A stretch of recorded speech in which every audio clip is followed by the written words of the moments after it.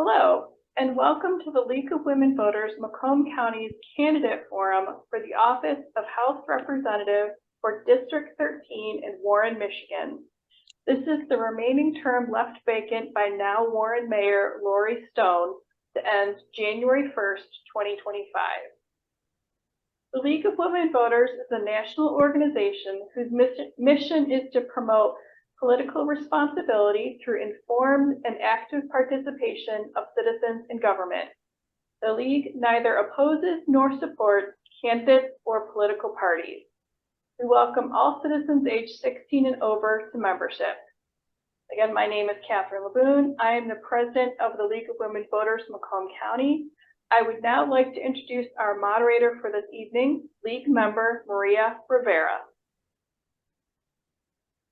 Thank you, Catherine. Good evening and welcome to the Candidate Forum for the special primary election for the Michigan State House District 13. This is a partial term ending January 1st, 2025. The primary election is scheduled for Tuesday, January 30th, 2024, and the general election for this partial term is scheduled for Tuesday, April 16, 2024. This forum is being conducted on Zoom. Note that there is no live audience. Note that electronics of any kind are not to be used during the forum. No candidate campaign materials are allowed to be on display during this forum, and this includes buttons, coffee mugs, t-shirts. No campaign material. The format for this forum has been established by the League of Women Voters. The format was reviewed with and agreed to by each candidate prior to the forum. There are 6 candidates running for this office. There are 3 Republicans and 3 Democrats. All 6 candidates have been invited to participate. The 3 Democrats are Lamar Lemons, Suzanne Ostash, Mai Song. The 3 Republicans are Brandon Cumby, Curtis Ostash, and Ronald Singer. Brandon Cumby and Ronald Singer, did not accept our invitation to participate in this forum. For each party, the candidate with the most votes will advance to the general election in April, and that would be 1 Republican and 1 Democrat. Please note this forum is about the presentation of the candidates and their opinions to enable voters to make an informed decision at the polls. Questions were collected in advance from the public and have been kept confidential, seen only by a few League of Women Voter members. The League of Women Voters is providing this forum as an opportunity for voters to learn about the views of the candidates. Statements expressed by the candidates are not endorsed nor opposed by the League of Women Voters. Also, the League does not certify any candidate responses to questions as accurate. Voters are encouraged to fact-check information shared at the forum. This recording is the property of the League of Women Voters of Macomb County and cannot be edited or used for any purpose. Candidates may place a link to the entire forum recording on their websites. Each candidate will be allowed a 1-minute opening statement, a 1-minute response to each question, and a 2-minute closing statement. Participating in tonight's forum are, in alphabetical order, Lamar D. Lemons, Curtis Ostash, Suzanne Ostash, and Mai Song. The order of participation has been determined by drawn lots just prior to this forum. Questions have been collected by League members from the public. They have been vetted by League members and reviewed to eliminate redundancy and inappropriate language. Our timekeeper, forum coordinator Kathy Poor, will hold up a card when 15 seconds are remaining in your response time, and a card indicating stop when the time has expired. As moderator, I reserve the right to close discussion on any question. We will start with candidates' 1-minute opening statements. Closing statements will be in reverse order. We will start with Suzanne Ostash. Please, 1-minute opening statement. My name is Susanna Oshtosh. I'm a mother of 3 grown, educated young men. I have 1 grandchild. Family values are very important to me. I raised them while owning and operating about 100 businesses. 4 of them were in Warren, and I also owned a couple in Detroit. And now, being that I'm involved more in the nonprofit sector, I see the needs in our community. I work with people on a daily basis, up to 800 to 1,000 people every week I work with. People who are in need, that tell me what the community needs. We need better education for our children. Our children in the school, just 4 buildings from where I volunteer at, we have a small percentage of kids that actually graduate, and that needs to change. We have no recreation for the kids in our area. Housing has become a major issue with the amount of homeless people we're dealing with. Thank you, Ms. And- Ostash. Your 1 minute is up. Thank you for your Okay. opening statement. Mr. Lemons, 1-minute opening statement, please.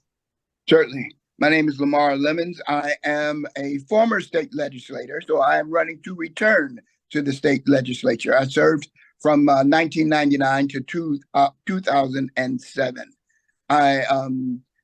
There's no learning curve. When I go to Lansing, I'll be able to go to work the first day.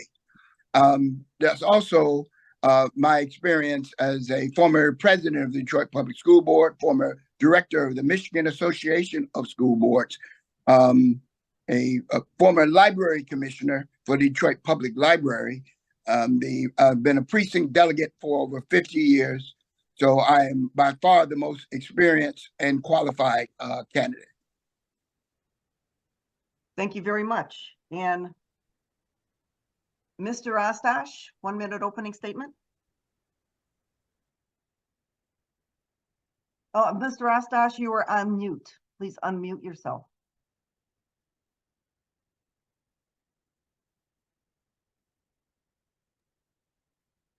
My name is Curtis Ostash, and I'm a pastor in the city of Warren, the South End, for the last 15 years. I deal with people face to face on a daily basis, dealing with food insecurity, people dealing with homelessness, and a whole plethora of other issues, mental health issues, and things like that. I think the experience that I have in being a pastor, being compassionate to the people in our community, and showing them that there's a better way. We operate the biggest food pantry in Macomb County, and we've provided a lot of help and assistance to people. And I think I can take the knowledge that I have to Lansing and make a difference. Thank you, Mr. Ostash. And Ms. Zong, your opening statement, please. Hi, everyone. Thank you to the League of Women Voters for putting together this candidate forum. It's been my honor to serve the residents of Warren, and I look forward to continuing serving you in Lansing. I'm currently serving my 2nd term on the Board of Commissioners. As a Democrat, I'm now running to serve as your next state representative in the 13th House District. As commissioner, I worked across party lines with Republican colleagues and led the board to appropriate $300,000 in our 2023 budget for Macomb County food pantries. I've worked to connect veterans to services, and I've supported funding for public safety and 911. As your state representative, I will work to bring back resources to the district. I'm proud to be endorsed by Mayor Lori Stone, who is the former state representative for this district, and now the mayor, as well as Governor Gretchen Whitmer, and the hardworking union members of UAW, AFL-CIO, MEA. I'm also proud to be endorsed by Emily's List and Giffords, and I stand for democratic values. Thank you very much. We'll go now to the first question, then that will go to Mr. Lemons. First, it'll go to everybody. You have a 1-minute response time.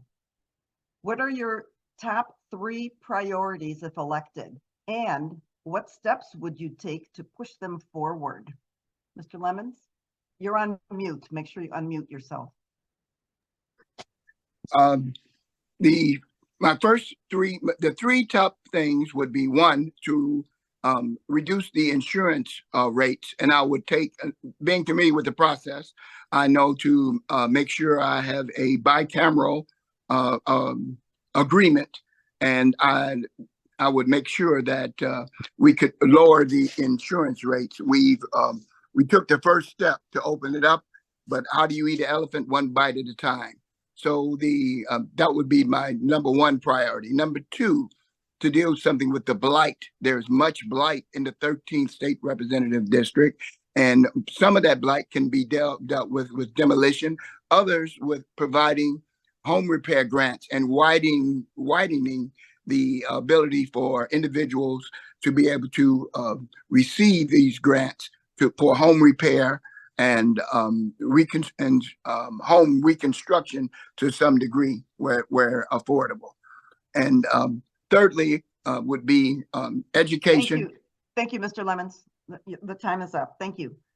Mr. Astash, your top 3 priorities and how would you push them forward? Unmute yourself. I feel the top 3 priorities for our district would be affordable housing, number 1. Also, food insecurity is a huge issue. We deal with about 6,000 individuals that we provide food for every month. The issue is a lot bigger than most people realize. Plus, we have a lot of unhoused people. So homelessness is a huge issue. In Macomb County, there's over 3,600 homeless people every night. And there's only about 200 shelter beds total, or much less than that. So those are the 3 issues. And I think the state needs to step up. And I think that I could effectively communicate in this position in District 13, the needs of our community, and effectively try to bring resources to this community through the knowledge I have from being in this community for the last 15 years, serving the people that have struggles with affordable housing, homelessness, and food insecurity. Thank you, Mr. Astash. And Ms. Song, your top 3 priorities and how would you push them forward? My priority is to be accessible to the residents of the 13th House District. I will work with local, state, and federal leaders to bring back resources to our district, taking care of seniors and lowering prescription drug costs, and lifting the income of all families by investing in our teachers, classrooms, post-secondary education, and training.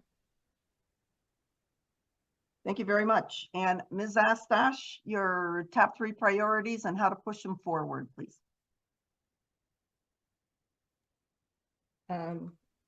My first priority is housing, affordable housing for first-time home buyers, which will help stabilize the south end of Warren and the northern part of Detroit. If we can have homeowners taking care of the properties, it'll reduce the blight, it'll give pride to the people, it'll give stability for the children.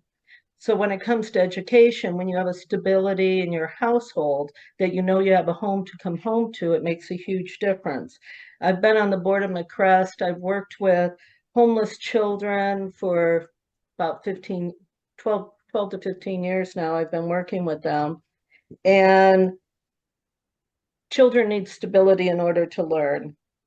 And the parents need to be able to get good jobs. And so I would like to bring some good jobs to the Warren and Detroit area and help with getting our children more educated and creating a stable environment. Thank you. Thank you very much, Ms. Astash. Next question, we'll go first to Mr. Astash. Make sure you unmute yourself. Next question, what is your plan to reach out to your constituents? Please. Could you repeat the question? Yes. What is your plan to reach out to your constituents? Well, we have a deep connection with our constituents right now through our church ministry. So to reach our constituents, I plan to hold town hall meetings, hold other facilitations where actually we can meet face to face with constituents in the community, at different community centers, have coffee hours and things like that. It's very important that our elected officials take every possible opportunity to actually engage with the community, because our boss is the people, and people that are politicians sometimes forget that we serve the people. And as I do in my present position, we would just ramp that up and serve people and connect with people through a variety of different engagement methods in the community. Thank you very much. Ms. Zong, your plan to reach out to your constituents? My campaign has been very reflective of how I have led on the Board of Commissioners and how I plan to as your next state representative. I believe that we must reach residents where they are at, communities of gathering, and I will utilize different forms of communication, including printed newsletters, email, phone, and social media. But I've also been out on doors every day. I have spoken to over 4,000 residents here at Warren during the summer and even now during the winter time. I think it's really important for us to have that face-to-face interaction, and that is something that I will continue to champion. Thank you so much. And Ms. Astash, what is your plan to reach out to constituents? You're on mute. Oh, Well, sorry. Thank you. sorry, I had it on mute. Our main reach out is through where I volunteer at about 70 hours a week. I work with our community on a regular basis, daily. I take phone calls all hours of the day and night. I would like to have some town halls, events that we sponsor, like the kids' Christmas parties where we have hundreds of kids and we have their parents there. They tell us what's going on. They tell us their needs. So when we can hold fun events that our constituents want to be a part of, that's important. And that's what I'd like to do, is have more events that get families involved. Thank you very much. And Mr. Lemons, what is your plan to reach out to your constituents? Again, having done this many times before, one, I had a district office. So I will have a district office. You won't have to go to Lansing to see me. There'll be an office in the district that you can come and someone will be there to deal with your needs. It won't be just you have to phone call or email and text. All those ways you will be able to reach me, and I will respond to all the social media, etc.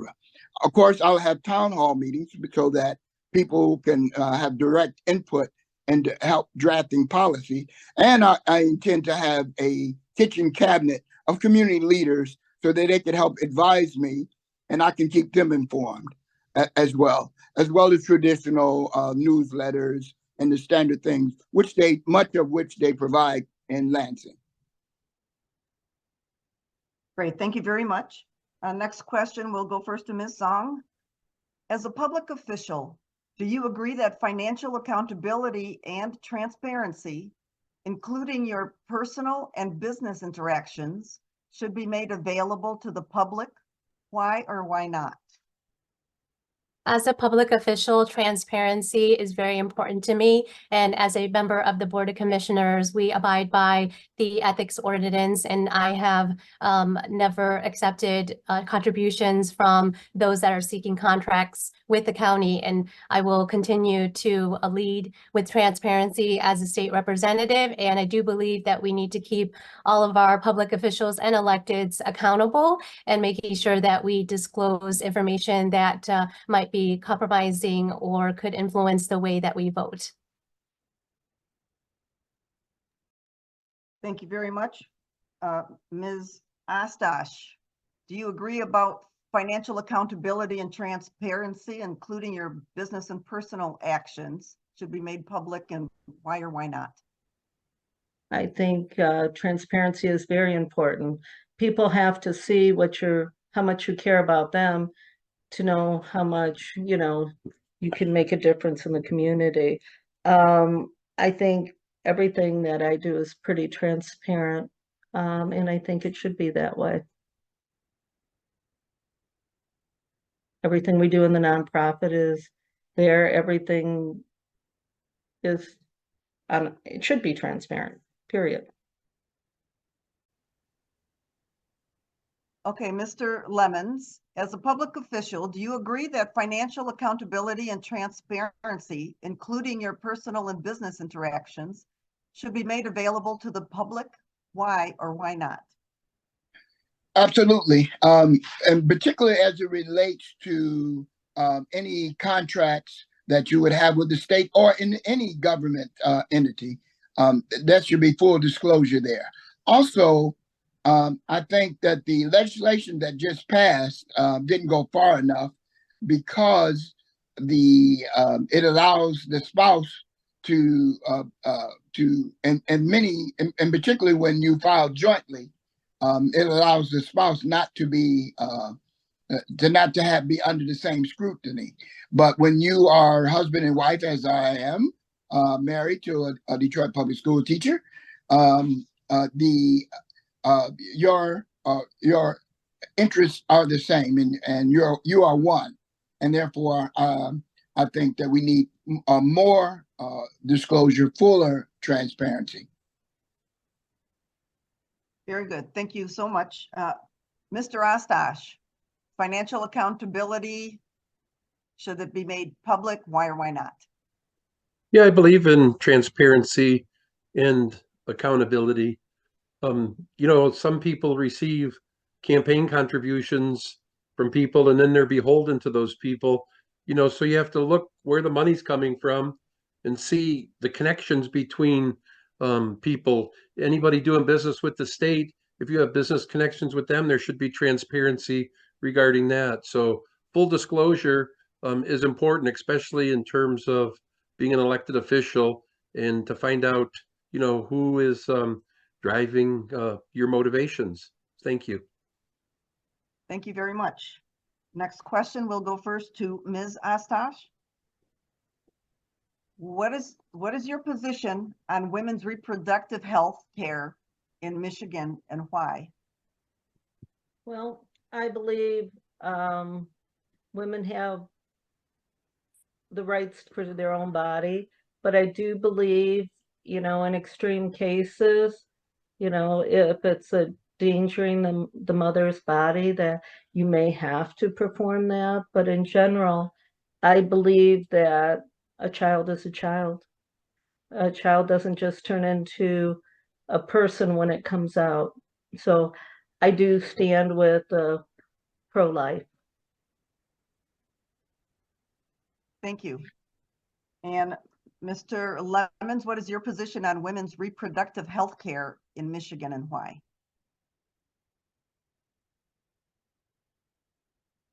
You're on mute, Mr. Lamar. I'm sorry, Mr. Lemons, you're on. There you go. Okay. I believe 100% in a woman's right to make a decision for her own health care needs. I believe in a woman's sovereignty, physical sovereignty, and I think it's that the Roe v. Wade had it correct. Unless it is viable, there should absolutely the woman's choice, and in all cases, it's a woman's choice. As a matter of fact, on the legislation that changed the Michigan's constitution, I was very active, and I donated my office for the proposal so that we could pass and stop and stop the infringement and encroachment of a woman's sovereignty. Thank you, Mr. Lemons. And Mr. Ostash, your position on women's reproductive health care in Michigan and why? As a Christian, I'm pro-life, and I make no bones about it. It takes more than just a female to create life. It takes the seed of a man. It takes the egg of a woman. And I realize that there's some extreme circumstances where medical intervention might be necessary, but my position is a position of being pro-life and protecting the fetus, which is human life, no matter what. Thank you. Thank you. And women's reproductive health care in Michigan and why? I'm the only female candidate who is pro-choice, and I will make women's health care a priority. I'm proud to be endorsed by Planned Parenthood Advocates of Michigan and Emily's List, who are two progressive women's organizations. And as your state representative, I will make it a priority to protect women's right to choose and women's health care, making sure that women make our own decision when it comes to health care, and reducing and addressing the root causes of health disparities, as well as improving birth outcomes. Thank you so much. Next question, we'll go first to Mr. Lemons. With today's politically divisive environment, how do you plan to work across the aisle to get legislation passed? What I like to have is the what we call ideologues. I've worked across, first of all, I work across the aisle. And when you find a true ideologue, a broken clock is right twice a day. And so I was able to go across the aisle, and when somebody really believes something and when we agree and they're aligned, I was able to move legislation, no matter what they believed on a series of other issues. So it's, even though it's a divisive environment, if you're not just being divisive for the sake of being divisive, then I can work with you. And when we find a common ground, I'm more than willing to go and reach across the aisle. Thank you so much. Mr. Astash, how do you plan to work across the aisle and get legislation passed? I think there's a lot of common ground between people. And I think that, you know, the polarization and the politicalization of every issue, I think we can find common ground. We're all human beings, and we need to treat each other with dignity and respect. We need to respect other people's positions, even if they're different than ours. And we need to move forward and realize that there's people with differences of opinion, and try to work together and find the common elements that will move things forward, and not just you know, dig your heels in and be an obstructionist, but to find common ground to make things work. Thank you. Thank you so much. Ms. Zong, how would you work across the aisle and get things done? As a county commissioner, I have prioritized bipartisanship and working across the aisle with my Republican colleagues, and I will continue to do that. At the end of the day, we are all human, and we all want the best for our children, our future, and our community. I'm focused on bringing resources back to the 13th House District, and that's why I look forward to winning this important election and maintaining a Democrats' majority in the House. Thank you so much. And Ms. Astash, how do you plan to work across the aisle and get legislation passed?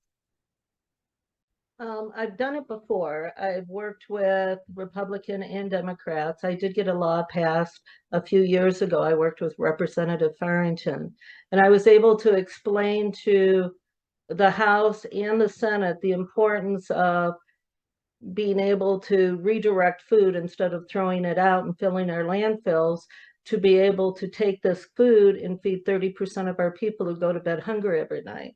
And that's one of the reasons we're able to get the food that we need, is the law that I got passed years ago to help people. And we had a 94-6 in the House, and we had 49-1 in the Senate, which I think is pretty amazing, they said, to have such a bipartisan agreement. And when you can show people when it's important and why it's important, I think we can bring the groups together, which I've already done once. Thank you. Thank you very much. Next question first to Mr. Astash. This is a couple of sentences, so please everybody listen carefully. The Death and Dignity Act, Senate Bill 681, was introduced in the Senate this past November. The act would let terminally ill adults of sound mind end their lives with prescription medicine. do you support the right of a mentally competent and terminally ill adult with 6 months or less to live to end their lives with prescription medication, prescription medicine? You're on mute, Mr. Ostosh, you're on mute. I would oppose that legislation. There's other options, palliative care, and there's other things that can be done. I just dealt with the situation with my own father who had colon cancer, and he was in hospice care. Very effective way to deal with end life situations.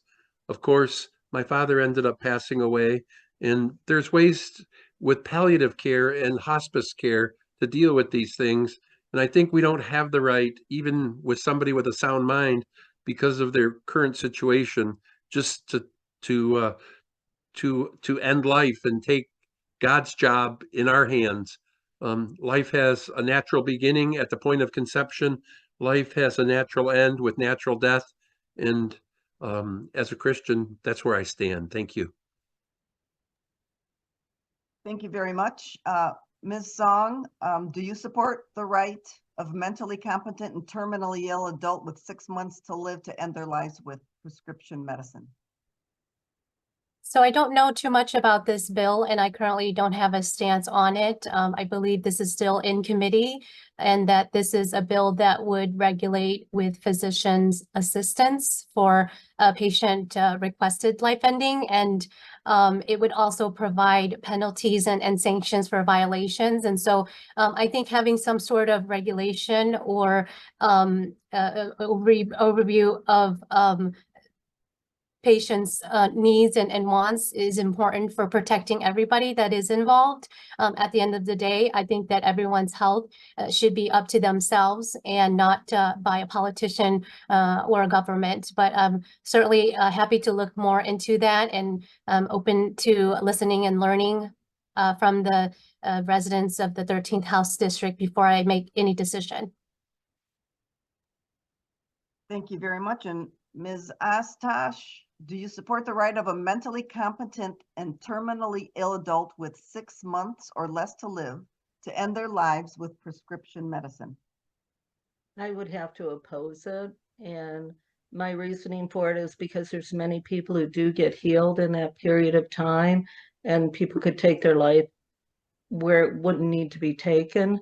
It's kind of a very slippery slope. They started this in Canada, and in just a few years, they've gotten it to where anything is considered a terminal illness, where if you're homeless and you're depressed, that's a terminal illness that they say you can get suicide help with. And I think it's just a slippery slope that I don't think the government belongs in. Thank you. Thank you. And Mr. Lemons, what is your thoughts on ending terminally ill life? Right, that would be physician-assisted suicide. I think and this is not a new thing, and this legislation that you mentioned is just a reiteration of legislation and bills in the past. And so I've already voted on it, and I voted in favor of allowing the individual right to determine how long, particularly if they're in pain, particularly if there's absolutely no ability to recover from it. So yes, I support it. It's a matter of choice. It just both coming and going is a matter of choice. And so I absolutely support it when done correctly. When done correctly. I agree with someone said the government doesn't belong in it. And so what this bill does is take the government out. Thank you very much. Next, Ms. Song. How would you go about getting state dollars to revise District 13?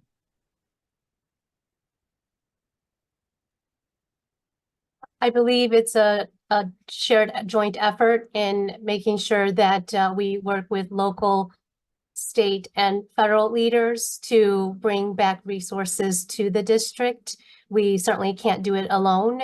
And there are a lot of different needs. And so we have to look at how we can utilize dollars and in making and stretching those dollars and making sure that they go far enough.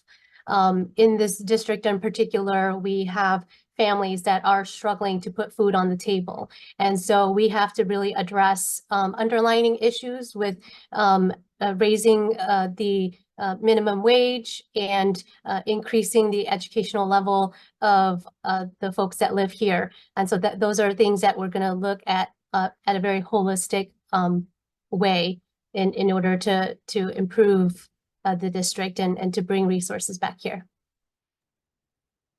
Thank you very much. Ms. Astash, how would you go about getting state dollars to revise District 13? Well, I think we need to get some state dollars to help us get some businesses that will provide good jobs in this community. There's grants available for that. I think we could bring in more funding for recreation in our area, because in District 13, there really isn't anything for children.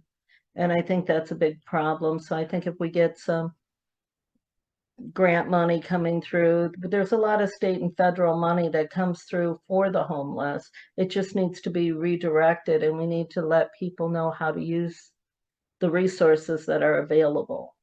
And I would set up in my office a place where people could come and get the help that they need. Thank you very much. Mr. Lemons, how would you get state dollars for District 13? This is where the experience comes in, because being familiar with the appropriation process and have horse traded, which is in the reality, have horse traded to get things done and directed to my state representative district and to the city of Detroit at that time, and now which I will include the city of Warren. So I'm very familiar both, and I've also lobbied in Washington as well as been a state legislator. So I know how to direct the funds and horse trade with other communities for what they want and what they need in exchange. And so it's not a hypothetical with me. I could get it done. I've been there, I've done that, and I'll do it again. Thank you very much. And Mr. Astash, how would you get state dollars into District 13? There's been a real disconnect between our local politicians and state and federal agencies. There needs to be more collaboration between the local politicians, what their needs are, and then somebody that's willing to hit the ground running and advocate for our local communities, both the Detroit residents and the Warren residents, in terms of attaching state resources and bringing those resources back to District 13, because like I said, there just has been a huge disconnect, because I'm very involved in local politics. I get this, and we need to make better connections between what the needs are and what the available funds are, and then work with the other state legislatures and with the Senate to bring more money into our community. Thank you. Great, thank you very much. Next question to Ms. Astash. Enbridge's Line 5 pipelines were built in 1953 at the bottom of the Straits of Mackinac, where Lake Michigan and Lake Huron meet. What is your position on the Line 5 pipeline and the proposed Great Lakes Tunnel, and why? Well, I think it's very important to protect our wildlife and our waters, because we're Michigan and we're the Great Lakes states. We do need to go forward on protecting these pipes that are starting to break down. They need to get fixed appropriately. Thank you. And Mr. Lemons, what is your position on Line 5 and the proposed tunnel, and why? Okay. Right now, I think it needs to be shut down. I think we're playing a game of roulette I think the environment and public safety is directly at risk. So right now, I think we should shut down the pipeline. That's my position on the Line 5. Until it can be absolutely secure. We're gambling right now with the health of everybody. And we've already saw where we've had it break in Kalamazoo and in other places, and with catastrophic results. And we also know what happened in the city of Flint. So if we don't move for a massive infrastructure development quickly, and in the interim, Line 5 needs to be shut down because we're all at risk. Thank you. And Mr. Astash, what is your position on Line 5 and the proposed Great Lakes Tunnel, and why? Well, I think we have to balance progress with the environment, but we have to put safety protocols in place to make sure that the existing infrastructure is safely operated and can continue to be operated. If there's any question with the safety or the safe operation of Line 5, it should be shut down. I'm all for progress and I'm all for advancement. And so we have to put things in place to allow for economic advancement, but also protect our environment in the process. Thank you. Thank you. And Ms. Zong, the Great Lakes Tunnel? I'm sorry, your position on Line 5 pipeline and the proposed Great Lakes Tunnel, and why do you think that way? We have a lot of families here in Michigan and Macomb County that rely on propane and other sources of natural gas to power our homes and our businesses. And so we really have to look at renewable energy and other ways that we can not rely on natural gases that come through Line 5. It is a major pipeline, but it's also aging. And I think that more regulation and improving the line so that it can be safe and to operate in the interim will be the best solution. But I am also very much a champion of environmental rights in our Great Lakes. So I understand both sides. Thank you. Thank you very much. Next question to Mr. Lemons. There's two more questions, so this is the last one. What is your position on House Bill 4127 and 4128, which would amend the Michigan Penal Code to make it legal to possess a firearm at a polling place or at a counting board location, respectively? What is your position? I would oppose that legislation as drafted. I think it's an intimidation and it's to intimidate voters. So I don't believe guns belong anywhere near the polling place outside law enforcement. Thank you. And Mr. Astash, what is your position on these bills that make it illegal to possess a firearm at a polling place or a counting board location? I don't think it's necessary for us to allow for any firearms at a polling place or a ballot counting station. There's enough law enforcement backup that's available to protect us, and to have the intimidation of somebody that's carrying a weapon just seems to me a little bit over the top and not necessary. Thank you. And Ms. Zong, carrying what do you think about making it illegal to possess a firearm at a polling place or a counting board location? So whatever we can do to protect our poll workers, I think is really important. Elections have become very polarizing in the last few years, and we are losing a number of poll workers. And now that we have 9 days of early voting, I think it's really important for us to do whatever we can to keep people safe and guns out of the hands of those that shouldn't have it.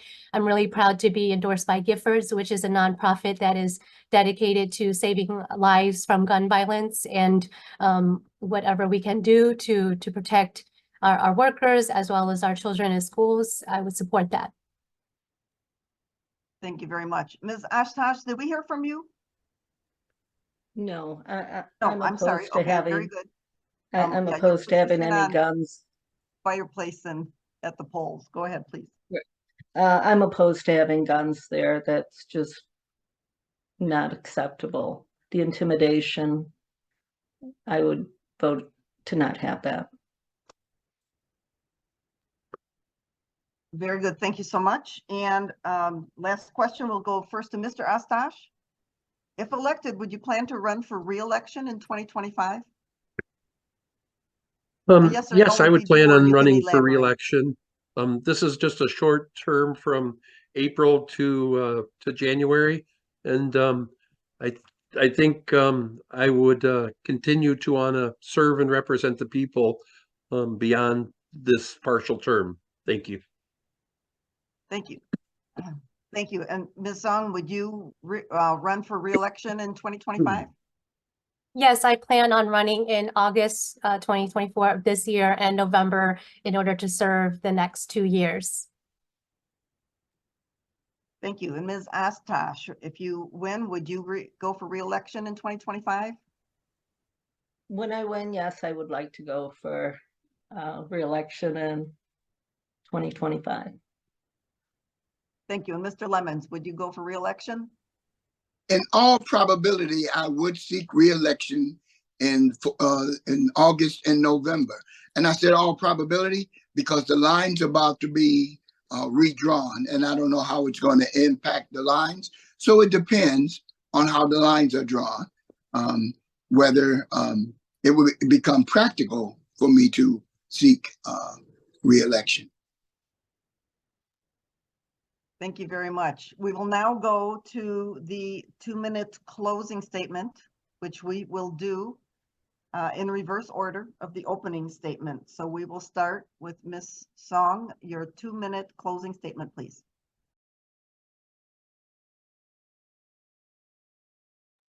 Thank you so You're much. on mute. Sorry. That's okay. Go ahead.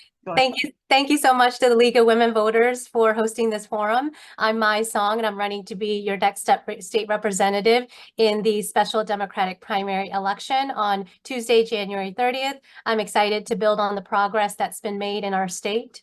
Michigan is a place of promise for many seeking the American dream, and I've been so grateful to have had such opportunities. We must continue to do more to ensure that all families have a fair chance to get ahead.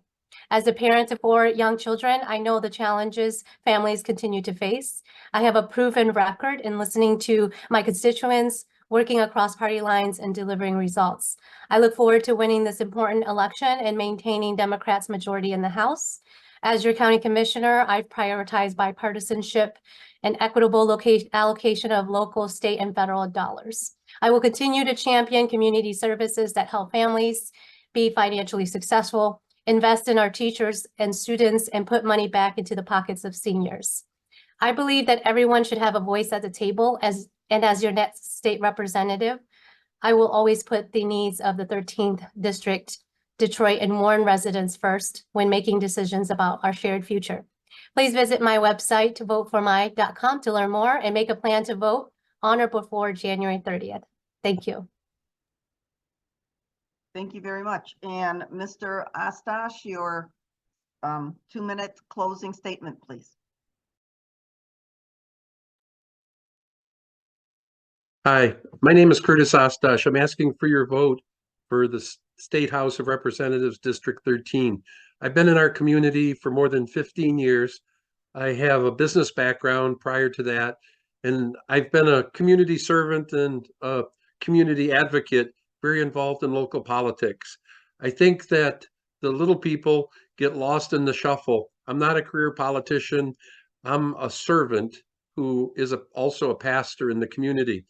I ask for your vote because I think I can make a difference. I don't have a political background, but I know what the needs of the people are. And I think those needs of the people, often people who don't have a voice at the table, I'm not beholden to any endorsements. I'm not beholden to any other influences. I think that I can take the people's voice to the state house and make a huge difference in our community by communicating the needs of the people with food insecurity, mental illness, affordable housing, and so many other issues that are so important to the disenfranchised people in District 13. Thank you for your time. Vote Curtis Ostosh, Republican, for State House District 13. And I thank the League of Women Voters for holding this forum and giving us the opportunity and the voice to communicate effectively where each of us stand on the issues. Vote Curtis Ostosh. Thank you. Thank you very much. And Mr. Lemons, your closing statement, please, 2 minutes. I think experience counts. First of all, let me thank the League of Women Voters for hosting this forum. With such a short period of time, there are not enough opportunities for the voters to get a chance to compare us. I will hit the ground running. No one will be directing me or holding or leading me around because I know my way around. I'm not beholden to any special interest or any pack, to the left or to the right. I'm totally an independent and I can go directly to the voters. I depend and I'm accountable only to the voters. So I would ask you to support and return Lamar Lemons to the Michigan House of Representatives. Thank you, Mr. Lemons. And Ms. Ostosh, your closing statement, please. You're on mute. Please start again. You're on mute. There you go. Thank you. My name is Susanna Oshtosh. I'm running for the House, District 13. I'd like you to give a vote for me because I believe I can bring the people's voices heard to Lansing. And I think a lot of our people's voices haven't been heard. I'm on the OAAC board, which is Macomb County for our elderly people. We served 886 seniors over 65 last month. Our seniors are going up and up in needs. They need to be taken care of. I've shown that I can go to Lansing, I can get a law passed, not even being paid to do it, just because it was the right thing to do. And I think that's what's important, is the right thing being done in Lansing. So Sue Oshtosh, Democrat, District 13, please vote for me. Thank you. Thank you very much. I wish to thank the candidates for participating in the candidate forum for the State House District 13 special election. I also wish to thank our league members for volunteering their time to help this evening. A recording of this forum will be available on the League of Women Voters Macomb County YouTube channel and on Vote 411. Some of you may wonder what Vote 411 is. It's brought to you by the League of Women Voters Education Fund and is personalized voting information that you need. On Vote 411, you can check your registration, register to vote, and find what's on your ballot. And we cover all races in Macomb County. So the special primary election is scheduled for Tuesday, January 30th, 2024. The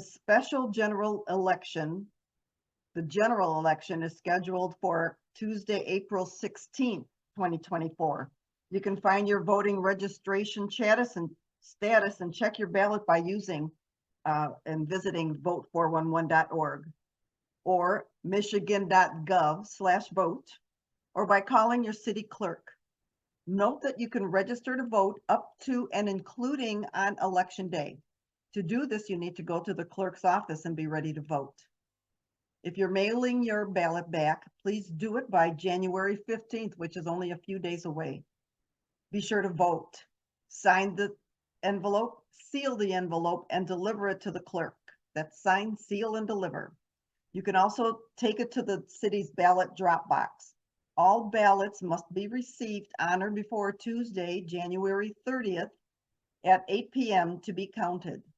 Polls are open 7 a.m. to 8 p.m. This concludes our forum. Thank you and good evening.